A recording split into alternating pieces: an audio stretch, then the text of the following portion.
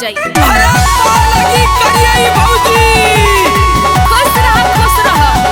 अरे आज ऐसा पहले बारी की होली में लगा था आग लग जाई। अच्छा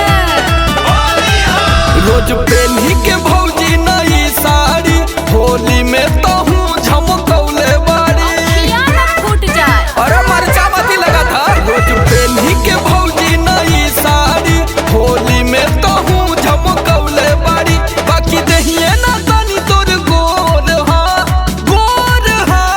सोन बाबू काहे फाटत करे जबा तो रहो, जब किनले बलबुआ मोर हो। काहे फाटत करे जबा तो रहो, जब किनले बलबुआ मोर हो। बर्दाश्त ना हो तो का? अरे बर्दाश्त करे के बात करे दी, तोर साड़ी देख के बुढ़वा खटिया डाला ना।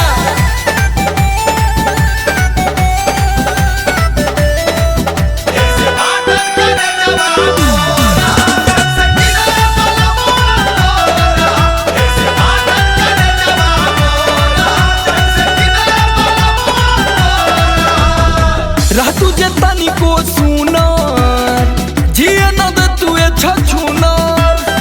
कहेला गाँव सारा तू ही आवारा, ना एको पैसा के हुना। अइला रंग डाले। अरे कवन कलर तो के चढ़ी।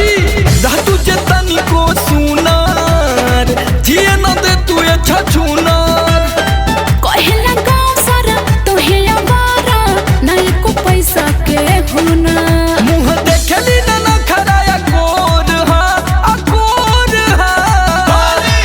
काहे फाटत करे जबा तो रहो, जब रखले बलबुआ मोर हो। काहे फाटत करे जबा तो रहो, जब रखले बलबुआ मोर हो। वो तो के रख के होली में भागल हुआ।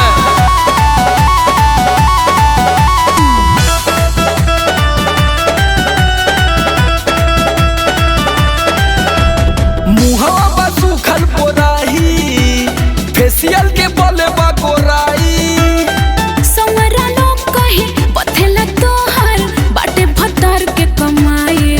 अरे हम का करी जब तू कोयला में साबुन लगावती त। मुहवा बा सुखल पोराही, फेशियल के बोले बा गोराई। संवरा लोग कहे बथेला तोहर, बाटे भतार के कमाई। पैसा चूसली भतार के सोर हा। काहे लोढ़त करे जबा तो रहो, जब भेजत बलबुआ मोर हो। काहे फाटत करे जबा तो रहो, जब किनले बलबुआ मोर हो।